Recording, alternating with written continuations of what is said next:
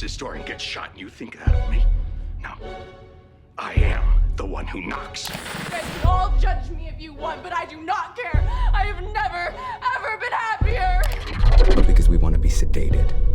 Because it's painful not to pretend. Because we're cowards. I don't think so. When you cross a mentally ill loner with a society that abandons him and treats him like trash, Call the police, I'll Chief. tell you what you get. Call the police. You get what you fucking deserve.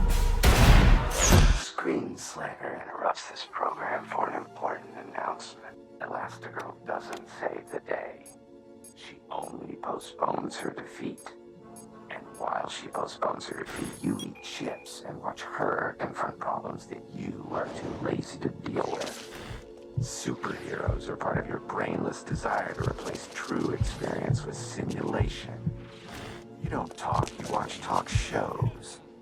You don't play games, you watch game shows. Travel, relationships, risk. Every meaningful experience must be packaged and delivered to you to watch at a distance, so that you can remain ever sheltered, ever passive, ever ravenous consumers who can't bring themselves to rise from their couches, break a sweat, and participate in life. I think entertainment has become too good. You may be wondering what the hell I'm talking about, because looking around at the current landscape, there are countless amounts of films, TV shows, and video games that are absolutely atrocious. So much so that there's basically an entire genre of YouTube channels that are thriving by solely commenting on how unimaginative and contrived the content is. But the thing is, people are still consuming. If you're not one of the ones routinely consuming this new content, you're still absorbed by other media. So the question is, if entertainment wasn't so engrossing and pervasive, would people be more motivated in their everyday life? For a large portion of society, we're in dead-end jobs that we have no passion or enthusiasm for. We sink into a habit of just trying to make it through the day so we can get home and relax and do what we actually want to do. And we do this until we finally get to the weekend, where we can try to forget our work life and focus even more on what makes us happy. Personally, I almost feel like every time my weekend starts, that's when my real life begins. I was just on autopilot for the week, looking forward to when I had more time to do what I truly wanted to. During our jobs, we often have thoughts about how productive we'll be next weekend, and how we'll finally start accomplishing those tasks that we've been pushing off. However, we're always so drained from work, and much of our time off is preparing to go back to work the next day. So we feel we deserve to relax while we can, and just throw on whatever TV show or video game we're currently into. By doing this, we live in a perpetual state of imagining we'll always have the next weekend to be more productive, when in reality, we'll likely be as sedated as we are now. George Orwell wasn't right. Our power won't be taken away from us by some authoritarian master. We're gonna give it away for cheap dopamine. So I wonder that if the entertainment we have now wasn't so addicting, maybe that would push us over the edge and give us the free time to find a better job, go back to school, or start a new hobby. It seems we're just satisfied enough to stay in the current lifestyle we have and constantly complain about it, but not quite upset enough to actually do something about it. What's your solution? We keep paying rent for the rest of our lives? My solution is we get out. We find space of our own. We find a way to be happy outside of this fucking house. Oh, and we pay rent every month. Every month. For how many years? Becoming what? Slaves to this system like everybody else. And she becomes a slave too. She needs something different. We need mountains. We need dirt. We need air. We've all become ingrained into the norms of society. And please don't think that I'm judging or condemning people for being trapped in these states, because I struggle with these addictions as well, and it's not entirely in our own hands anyways. Everything around us is battling for our attention and time, so we're constantly being entertained by one thing or another, and I think this contributes to our complacency. It's impossible to not be a consumer. Going back to my original premise about identifying the constraints on your life that addicting media can have, exactly how transfixed are we into this entertainment-induced quarantine? He said, I think that New York is the new model for the new concentration camp, where the camp has been built by the inmates themselves, and the inmates are the guards, and they have this pride in this thing they've built. They've built their own prison, and so they exist in a state of schizophrenia, where they are both guards and prisoners, and as a result, they no longer have, having been lobotomized, the capacity to leave the prison they've made, or to even see it as a prison. This clip is from My Dinner with Andre, which was made in 1981. It's hard to fully grasp how someone could identify the emergence of our current culture before much of our modern technological developments. The technology may change, but human desire and impulsivity remain constant. This is why I love that line about not being able to leave or even perceive the prison we've created. Therefore, I find technology to be a double-edged sword, because I use entertainment for momentary pleasure, of course, but much of the deeper impacts of human emotion and happiness that I obtain from life ultimately come from digital or artificial sources as well. They come from dialogue set in films like this. They come from being immersed in the imagined world of an author. They come from the unique lives that we can inhabit from video games. So entertainment has become our shackles, as well as our sanctuaries.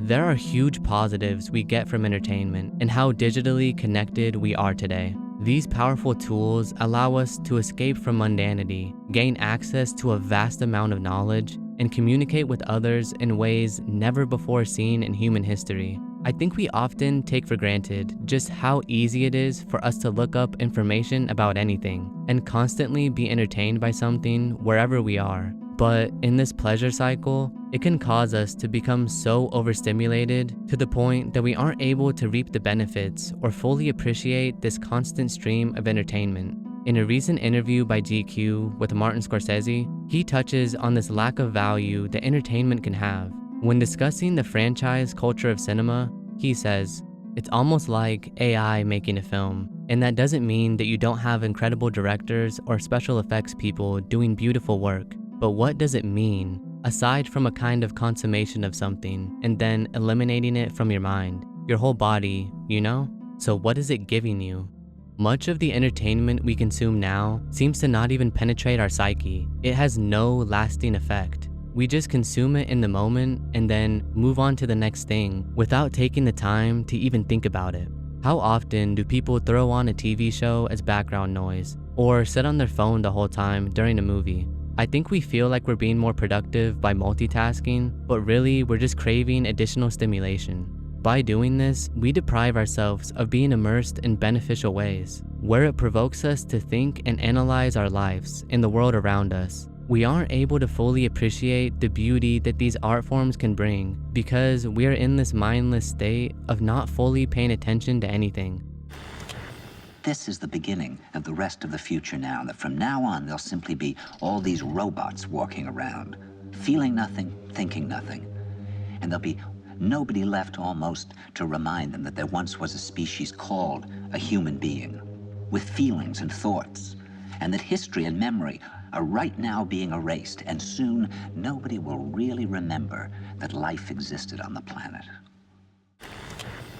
Our dystopian science fiction has to get more and more extreme and outlandish because it seems we keep achieving the dangers that the previous generations once only imagined. And with that change, new concerns emerge. A prevailing focus we have now is on artificial intelligence. Humanity keeps innovating because of the promising prospects new technology can provide, such as the ability to make menial tasks easier, enhancing our methods of education, or assisting in medical diagnosis and disease prevention. But are these benefits just blissful dreams that we aspire to, but won't actually reach? Is it possible that humanity's pessimistic tendencies will cause these innovations to further entrap us? Entertainment is also the medium in which we express our worries about the future. Why awful? Why is it all so negative? Yeah, no, that's a great question, Fatima. We did try more affirmative content in the test cell, but we found that our subjects just didn't buy it. It didn't chime with their neurotic view of themselves. What we found instead was when we focused on their more weak or selfish or craven moments, it confirmed their innermost fears and put them in a state of mesmerized horror, which really drives engagement. You can see this behavior of seeking out negativity acted out with people's obsession with the never-ending news cycle. People are constantly in a state of outrage because we have unlimited access to the worst events that happen around the world.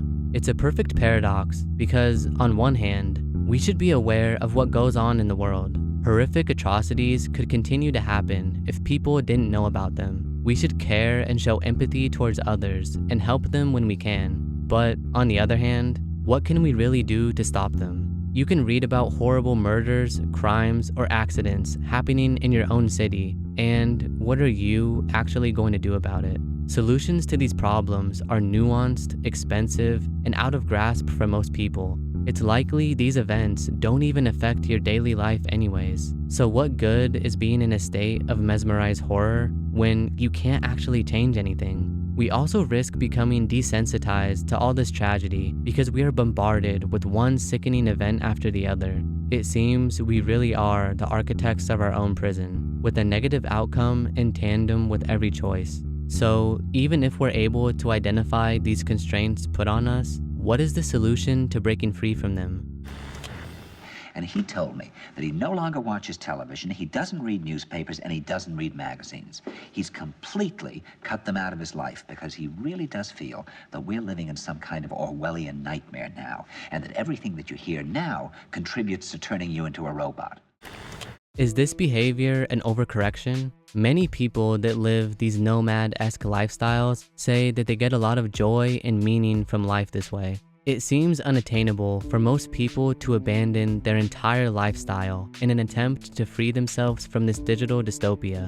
And it's hard to imagine the world adhering to this way of life, because eventually people would just reinvent modern comforts again. I think there is a middle ground we can find where we can appreciate the benefits and ease of modern entertainment without becoming addicted and numbed by them. But it takes a certain amount of effort and realization to get there. It's so easy to just mindlessly scroll through short videos and get these small rushes of dopamine, but this causes our attention spans to dwindle. This then overshadows the meaningful moments we could be receiving from technology, if only we were using it more wisely.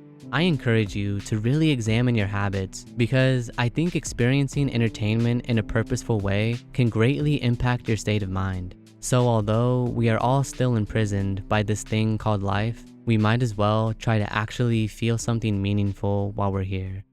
The prison's a frame of thought. We're all our own prisons. We're each our own wardens. We do our own time. Prison's in your mind. Can't you see I'm free? Thanks for watching until the end. If you want to support the channel even further, consider joining my Patreon. You can participate in monthly Q&As and get insight into what I'm working on next. And a huge thanks to those of you who are already over there. Thanks for watching my videos.